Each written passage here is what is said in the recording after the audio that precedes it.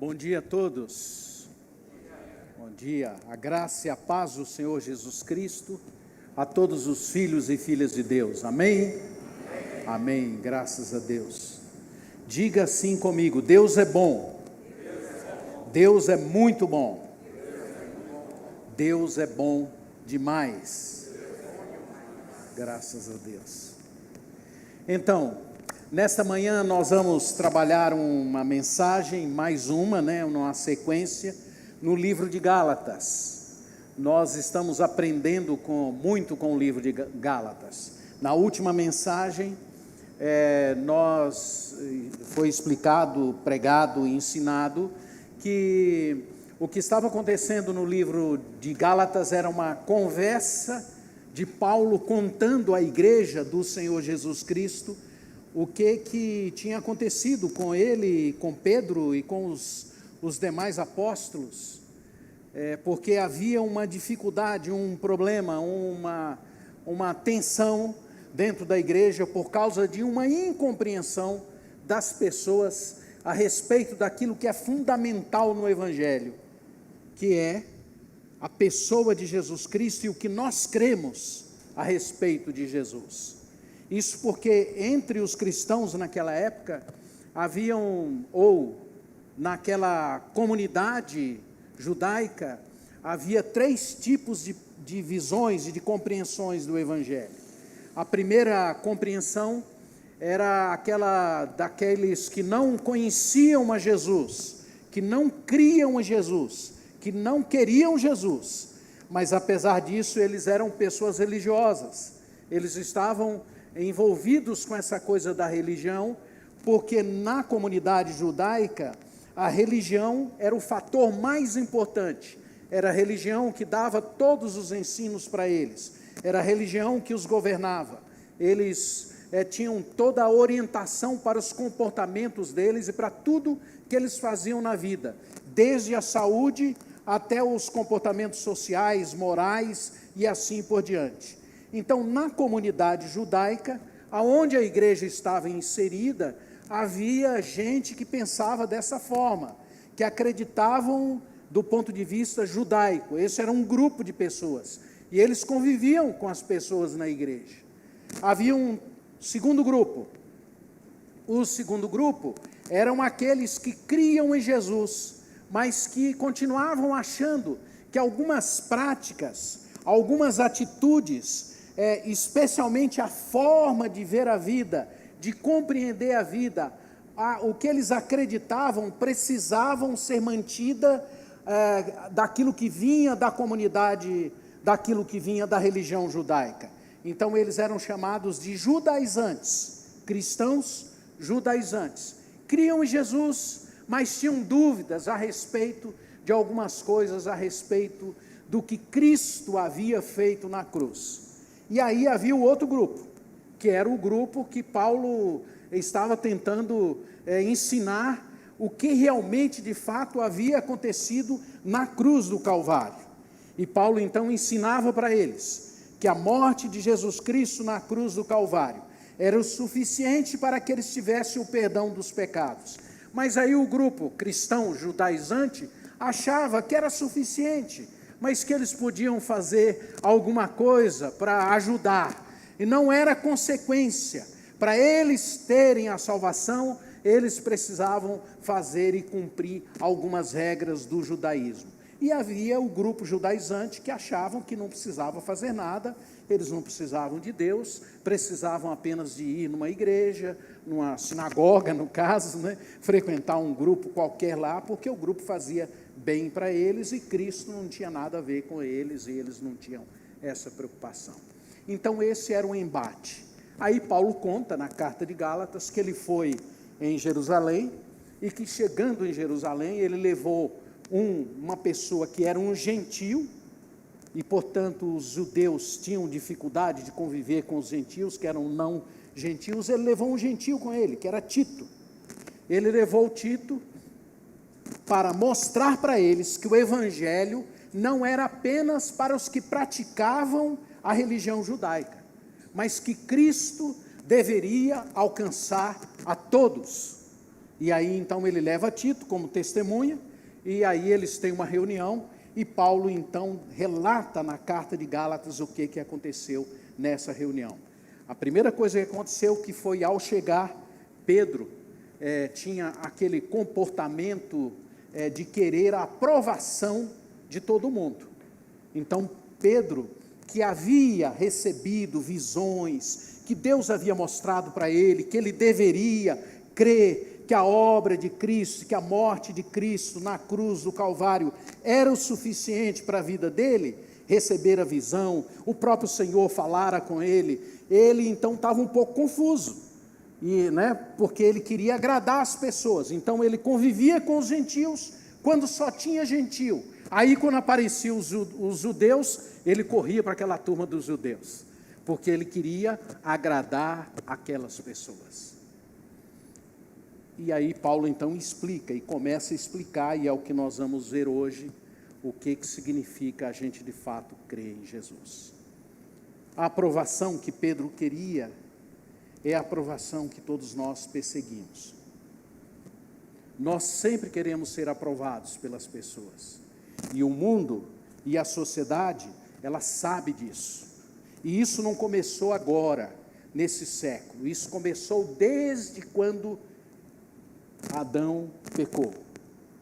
Anteriormente, Adão tinha o ser humano tinha uma relação com Deus de intimidade, de amizade, de convívio, de comunhão, e era pleno esse relacionamento. Quando o homem pecou, quando houve a queda, Deus se ausentou da vida de Adão, e aí começou a haver uma distância. É por isso que lá no livro de Gênesis diz que para que o homem voltasse à comunhão era necessário que houvesse sacrifício, para que o homem tivesse o sacrifício. Essa referência ao sacrifício no livro de Gênesis é a indicação de que Jesus Cristo precisaria morrer para que o homem voltasse a ter comunhão. Então estabeleceu-se no coração humano um vazio, e esse vazio, ou essa necessidade de ser aprovado, começou a existir em todos nós. Então, quando a gente não entende o Evangelho, quando a gente não crê em Jesus, a gente passa a vida toda se esforçando para agradar e para preencher esse vazio que está dentro de nós. É por isso que nós fazemos tudo o que nós fazemos, enquanto a gente não compreende quem é Deus, a gente faz isso de forma inadequada, porque aí a gente começa a fazer um esforço humano, às vezes para agradar as pessoas. Então é por essa razão que as pessoas vão por esse caminho, por exemplo, de uma sexualidade exagerada. Eles vão numa busca, tentando preencher o vazio e ao mesmo tempo se sentir bem e se sentir aceito. Conforme o ambiente que você viver, é isso que você vai ter na sua vida. Conforme o ambiente que você viver, você vai buscar determinadas coisas, indicadas por esse ambiente. E como você não quer desagradar as pessoas, ou essa mentalidade do ambiente, você vai se submetendo a ela. E isso é sutil, isso é subliminar, isso você não percebe assim claramente. Deixa eu ser mais claro com você.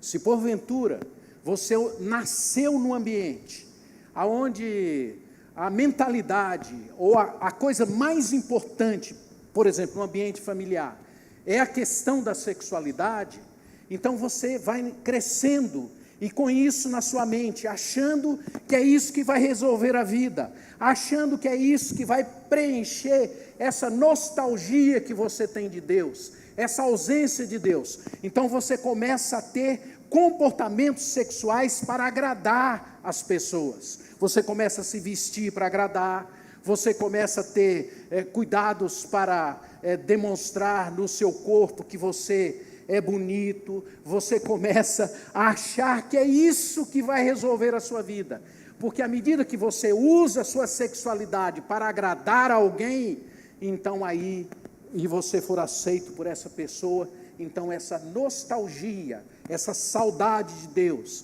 essa necessidade de aprovação vai ser preenchida.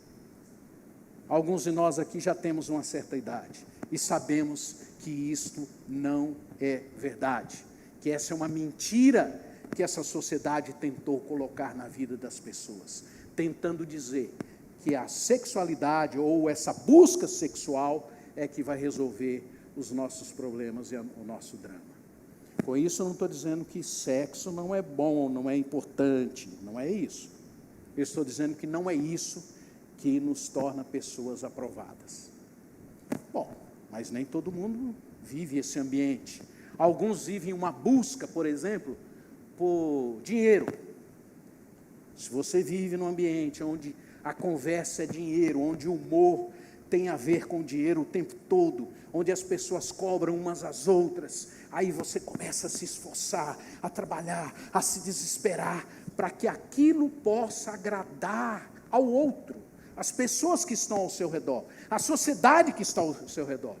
Quem são as pessoas mais aprovadas na sociedade? São aquelas que têm. Quando eu cheguei em Maringá, eu era jovenzinho de 28 anos. E aí ainda tinha, os bancos ainda trabalhavam de portas abertas. E as pessoas iam ao banco e elas tinham, alguns tinham carros para ir ao banco. Alguns tinham carros novos, e carro naquela época era um fenômeno, quem tinha um carro novo. Mas alguns iam de bicicleta. Então, quando a gente chegava no banco, conforme o seu status econômico, demonstrado pelo meio de transporte que você usava, você imediatamente era recebido pelo gerente. Ou não, ou você tinha que entrar na fila, ficar lá na fila, aguardar todo mundo. Vocês estão entendendo, gente, o que eu estou falando? É difícil entender isso? A sociedade, ela faz com que você busque coisas para que você seja aprovado por ela ou aprovado pelas pessoas que estão ao seu redor. E essa era a situação de Pedro. Ele queria ser aprovado pelas pessoas. Então ele ficava confuso com relação ao que ele deveria crer. Então, hoje a gente está começando aqui um novo jeito de conduzir o culto. Então vamos para o próximo slide aqui, por favor. Quem nos aprova? É isso que eu acabei de falar. Vai para frente. Então, quem nos aprova tem a ver com essa doutrina na igreja que se chama justificação.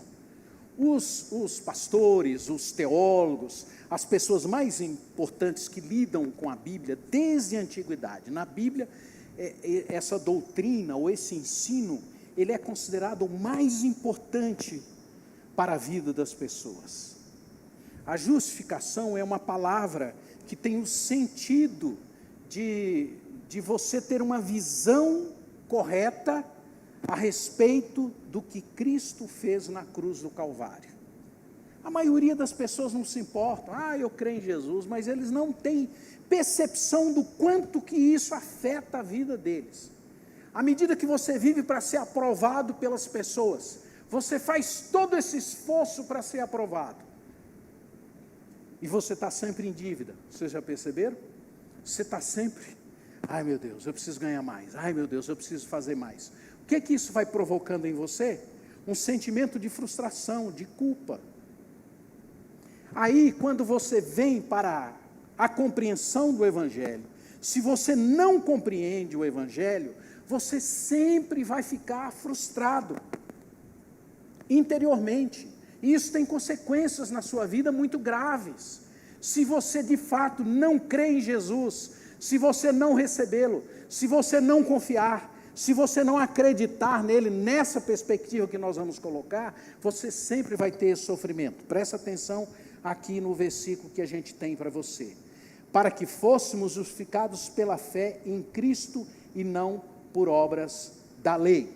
Então, o que acontece quando você vive essa situação? Isso aí é o versículo 16 e 17. Então, o homem, ele não é justificado pelas obras da lei, mas sim mediante a fé em Cristo.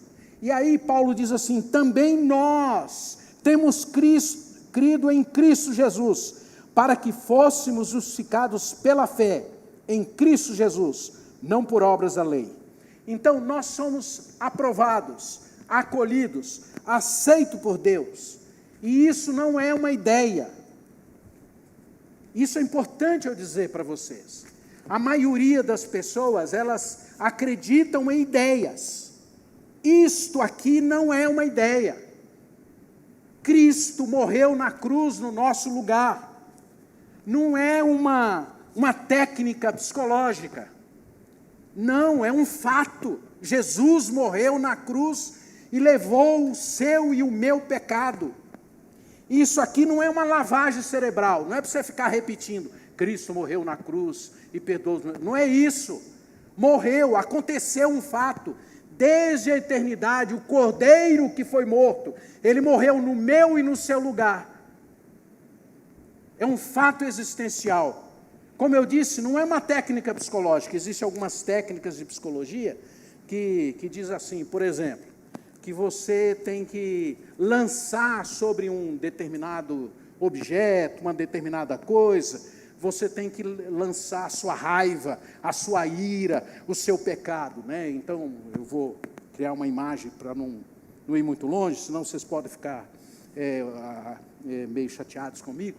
Imagine que você use a seguinte técnica, pendura aqui um lugar para você bater naquele lugar e lançar toda a ira sobre aquele negócio de boxe, de bater, de treinar, de kickbox, né? Pode ser, né? Então você pega aquilo lá, pendura, é uma técnica que ensinam por aí, e aí você vai lá e bate, empurra, e você vai dizendo, estou com raiva do Rodolfo, estou com raiva dele, estou com raiva. E à medida que você vai falando isso, você vai sendo curado, segundo essa técnica. Jesus morreu na cruz do Calvário, ele não é uma técnica, é um fato, é uma realidade. Ou você crê nisso, ou você sempre vai estar com essa angústia no seu coração. Não é lavagem cerebral, que as pessoas vão ficar repetindo para você. É um mistério de Deus. É Deus quem te convence, não sou eu. Não é a minha pregação, não é nada disso. A Bíblia diz que a pregação vem pelo ouvir, mas é Deus que vai ao seu coração. É a aplicação do Espírito Santo desse fato, dessa realidade na sua vida. Não é um condicionamento, né? Às vezes, não, agora eu criei, né? Aí você vira um cristão judaizante, né? Eu vou me adaptando ali com a turma, aprendo o jeito dos crentes falar, eu aprendo a coreografia, hora de levantar, hora de sentar, hora de bater palma, né? Aí eu viro um coreógrafo do mundo evangélico, achando que com isso eu estou com a minha vida resolvida. Não, você precisa crer na pessoa de Jesus, na obra que Ele fez na cruz. Nós somos justificados pela fé em Cristo, não por obras da lei. Que seriam essas obras da lei? É aquilo que eu faço por mim mesmo, para alcançar a Deus. O fato é que Jesus morreu na cruz, levou os meus pecados sobre si. Esse é um milagre existencial que você precisa crer. Justificar,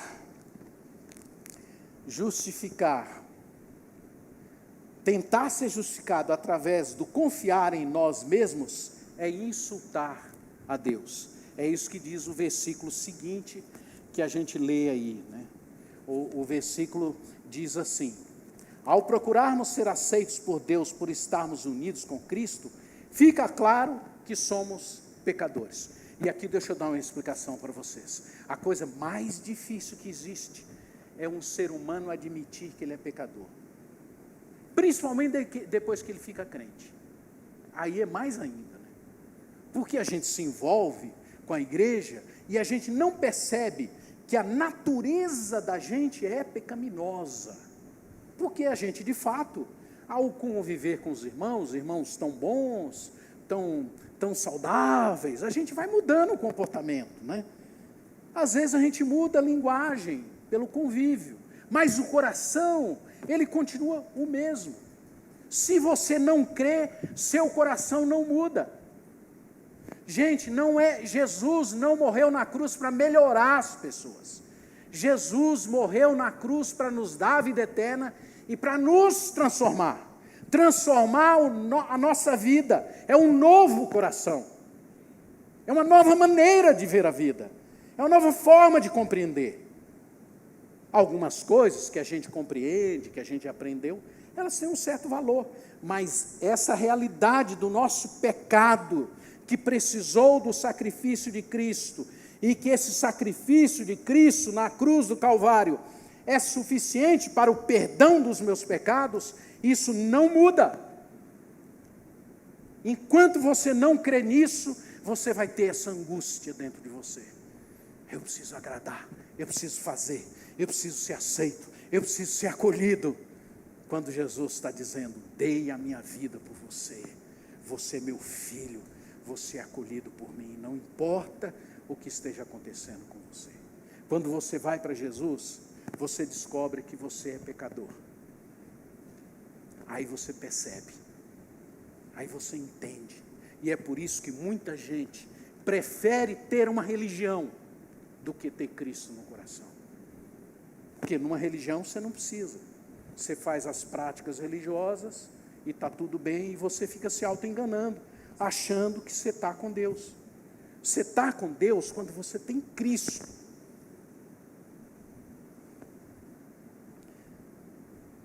Fica claro que somos pecadores como os não-judeus.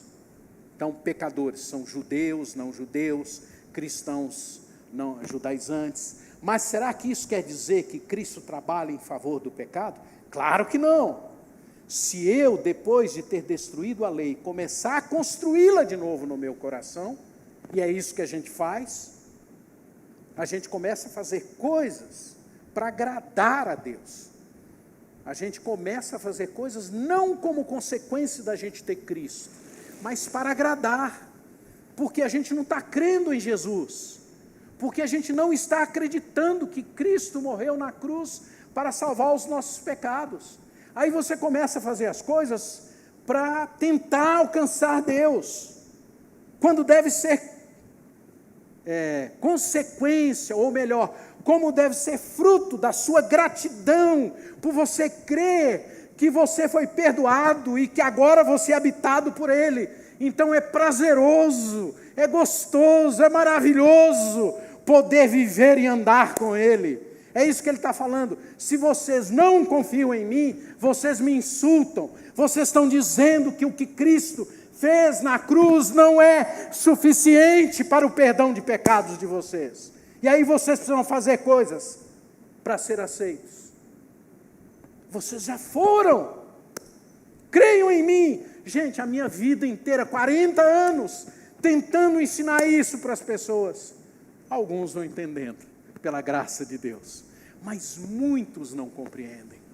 Por isso vive debaixo de uma pressão, de uma aflição, de uma angústia, de uma ansiedade, de um desespero, que a gente não consegue entender às vezes. É um mistério de Deus, quando Deus vem para o coração e acalma você, e tira toda a sua culpa, apesar de todo o seu esforço. Está difícil de entender, gente? É maravilhoso você crer em Jesus, ter descanso nele, ter paz nele. Então, ele está dizendo, se você fica tentando se esforçar, você está dizendo assim com as suas ações: Jesus não fez o suficiente por mim. A lei é o caminho para Deus destruído pela fé em Cristo. Então a lei era o caminho que eles tinham, porque eles não entendiam, para ir para a salvação. Mas ela foi destruída pela obra de Cristo na cruz do Calvário. E agora tem um novo caminho. É o caminho do coração, é construir a lei no coração. Construir a lei no coração é não confiar em Cristo e confiar em si mesmo.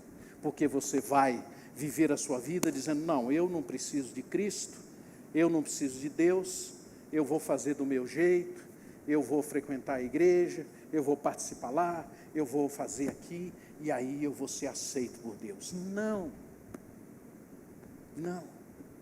Só existe um caminho, é crer na pessoa de Jesus. E crer que aquilo que Ele fez na cruz me justifica, perdoa todos os meus pecados, me coloca numa boa posição diante de Deus. Vou fazer a cena para vocês entenderem. Se vocês perguntarem para mim se eu sou um homem santo, diante de Deus eu já sou santo. Então é assim, ó. Imagine aqui dois vidros grandes e transparentes. Eu estou aqui. E aqui entre os dois vidros tem uma cruz, a obra de Cristo. Eu estou aqui, esse vidro é transparente, é claro, eu estou aqui. Deus olha para mim e me vê como eu sou, pecador, cheio de problemas, cheio de dificuldades, buscando nesse desespero agradar a todo mundo, agradar as pessoas. Aí eu olho para a cruz, vejo a cruz, aí eu passo pela cruz. Quando eu chego do outro lado, eu estou aqui, Deus olha para mim, o que Ele vê? Ele vê o sangue de Jesus Cristo derramado desse outro lado, depois da cruz. Aí Ele olha para mim, Ele não me vê mais como aquele pecador, agora Ele me vê como um homem santo, como um homem bom, como um homem transformado, como um homem vivido, por causa do sangue de Cristo na minha vida. Agora eu sou acolhido por Deus, agora eu sou aceito por Deus, agora eu sou abraçado por Ele. É isto.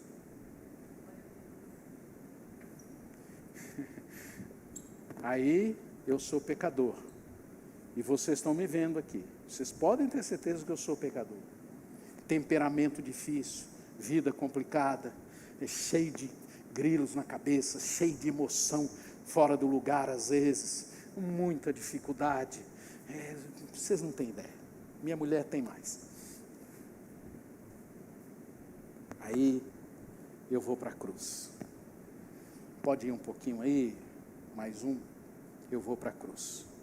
Quando eu passo aqui, eu passo a viver pela graça de Deus, debaixo da graça de Deus. Aí eu estou aqui, aí Deus me vê transformado, vocês não me veem transformado, mas a graça de Deus vai sendo trabalhada na minha vida, e a cada dia eu vou sendo mudado, alterado, transformado. Aí eu não vivo mais com as tábuas na pedra, onde eu preciso toda hora ficar olhando para elas para saber como é que eu me comporto. Não matarás, não roubarás. Então, aí agora eu tenho a palavra de Deus no meu coração. Aí eu tenho Cristo dentro de mim. Aí a minha vida agora não é mais não matarás, porque eu tenho que obedecer para que eu não desagrade a alguém. Agora é não matarás, porque eu amo o meu próximo, porque eu quero bem ao outro, porque Cristo amou aquele outro. Aí eu antes obedecia a Moisés, a obediência da lei da morte. Então a regra, o rito, a obrigação, ela me leva à morte. Mas agora Cristo está em mim. Eu obedeço uma outra lei, a lei da vida, de Cristo que está dentro de mim através do Espírito Santo. Aí Ele me move, aí Ele me promove, aí Ele me faz amar, aí Ele me faz querer bem, aí Ele vai transformando a minha vida. Aí eu vou percebendo que os frutos que eu dou são muito ruins, são da minha carne, são negativos, a minha maldade se faz presente, aí o Espírito Santo vai me convencendo, ganhando o meu coração, e eu começo a produzir os frutos do amor, da longanimidade, da bondade, da misericórdia. Gálatas 5 começa a ser uma realidade na minha vida. Quem define a nossa identidade? Cristo. Aí você começa a ser conhecido como alguém que conhece e que ama a Deus. Nos últimos anos, muitas pessoas conversam comigo e falam: fulano de tal conhece, o fulano de tal frequenta a sua igreja lá, pastor. Que bom. Aí eles falam: eu gosto muito dele, gente muito boa. Mas eu também ouço ao contrário, né? Porque a identidade que as pessoas têm é identidade por causa de uma comunidade. Nós não fomos chamados para isso. Nós somos chamados para nos identificar com a pessoa de Jesus. Você tem que ter essa marca na sua vida. Seu filho tem que olhar para você e dizer: meu pai amava Deus, minha mãe amava Deus. Gente, eu tenho saudade de ouvir testemunhos de pessoas que me diziam, por exemplo, que eles iam para a rua, para a balada, e quando eles chegavam em casa, eles encontravam os pais ajoelhados, buscando a Deus. Não é por obrigação, nem é apenas por amor àquela pessoa, é por causa do amor a Deus e, consequentemente, o amor aos filhos.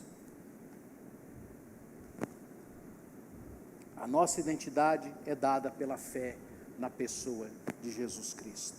O homem não é justificado por obras da lei, e sim mediante a fé em Jesus. A nova identidade. Então aí você ganha uma nova identidade, um novo coração. A palavra de Deus está cheia de textos bíblicos dizendo: nova identidade, novo coração, nova forma de ver a vida, nova compreensão. Agora, nova vida, é tudo novo na sua vida. Por quê? Porque você está crucificado com Cristo. Quando você crê em Jesus, como é que Jesus morreu? Morreu na cruz. Como é que você vai ter a sua identidade? Você está em Cristo, e Ele está em você.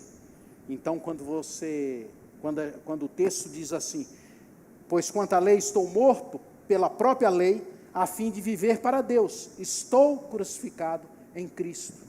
Então, para aquela mentalidade da lei, você já morreu, porque você já quebrou a lei, você já disse assim: agora eu creio que a única forma de ir para a eternidade, de conhecer, de andar com Deus, é crendo em Jesus. Não tem mais solução, não tem mais resposta, essa é a única. Não adianta a gente praticar os ritos, não adianta a gente ficar tendo esse comportamento e achando que ele vai nos levar a Deus. A única forma de ir a Deus é crendo no perdão de Deus. Então, eu estou crucificado, porque foi isso que aconteceu com Jesus. Ali na cruz, morre o seu eu.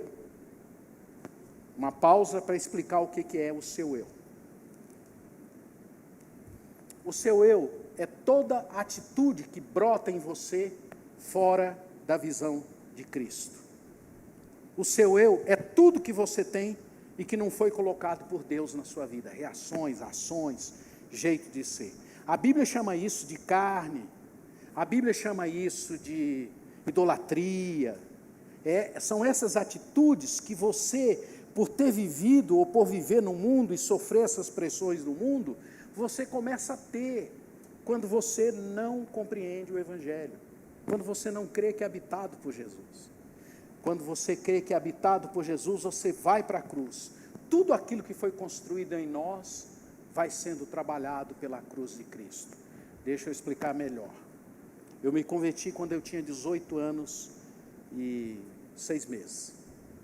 Então eu tinha, na minha mente, já havia sido construído muitas coisas para compreender a vida. Muitas coisas. Por exemplo, que relacionamento com as moças, deveria ser para, vou usar essa expressão, né? Para pegação. Aí eu criei em Jesus. Então aquilo já estava estabelecido no meu eu, tá? Vocês estão entendendo? Já estava na minha mente. Aí agora eu creio em Jesus. Aí eu começo a aprender que eu tenho que amar aquela pessoa. Mas não é amar no sentido sexual, é querer o bem dela. E, portanto, a minha relação com aquela pessoa precisa ser muito além da questão da sexualidade. E aí a mente começou a mudar. Eu tinha entendido que o meu corpo não era importante. Então eu podia beber, podia fumar maconha, podia fazer o que eu quisesse com o meu corpo e com a minha mente. Aí eu compreendi que em Cristo o meu corpo tinha importância, porque eu tinha que servir a Deus com o meu corpo. E eu tinha que cuidar da minha saúde, eu tinha que cuidar da minha mente para ela ser lúcida. porque eu tinha que servir a Deus. Vocês estão entendendo?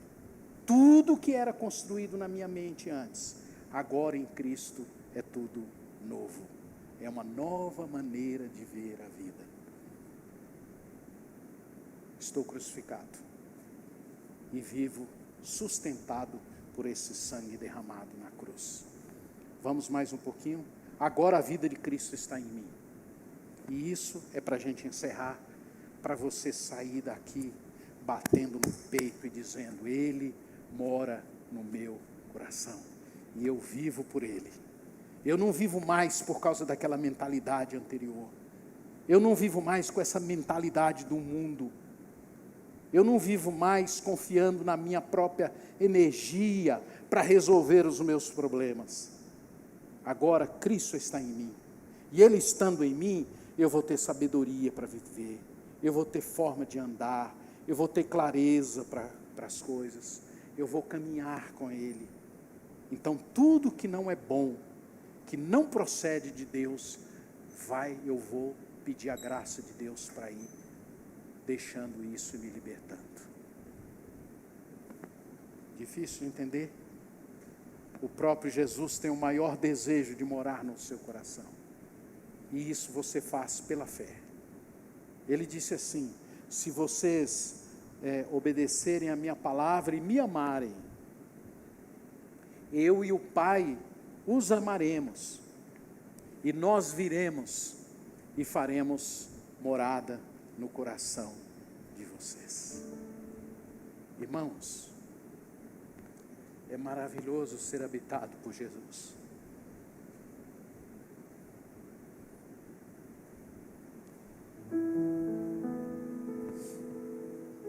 Sempre que a gente vive aqui na igreja, a gente tem uma intensidade de pequenos acontecimentos e de grandes acontecimentos. Então um pastor, ele está sempre com 1000 coisas acontecendo. Eu confesso a vocês, eu não teria, do ponto de vista humano, é impossível a gente ser um pastor.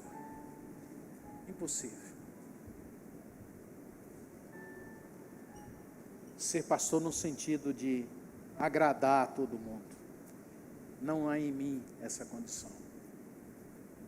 E nem quero. Eu quero viver para o Pai, com essa consciência de que eu sou habitado por Ele. E que os meus pecados, sejam eles os mais complicados, sejam eles os mais simples que todos nós cometemos, estão todos atrás da cruz de Cristo. Então, quando eu saio daqui a cada domingo, durante a semana, no contato com as pessoas, eu tenho essa consciência no meu coração.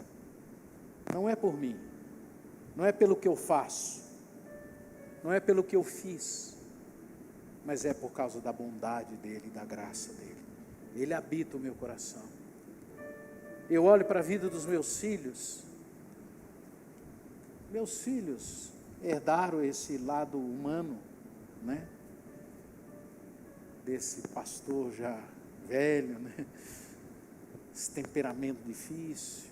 Graças a Deus que a mãe deles é uma pessoa fácil, dócil, amável, né?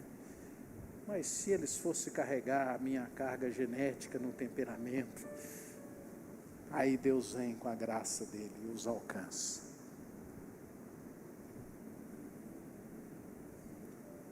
Amém? Saia daqui hoje dizendo: obrigado, Senhor, porque o Senhor habita o meu coração. Eu quero te servir, não por obrigação, não para conquistar nada, não para ter nada, mas porque o Senhor deu a sua vida na cruz do Calvário por mim. Vamos orar? Se você quiser, pode ficar em pé um pouquinho.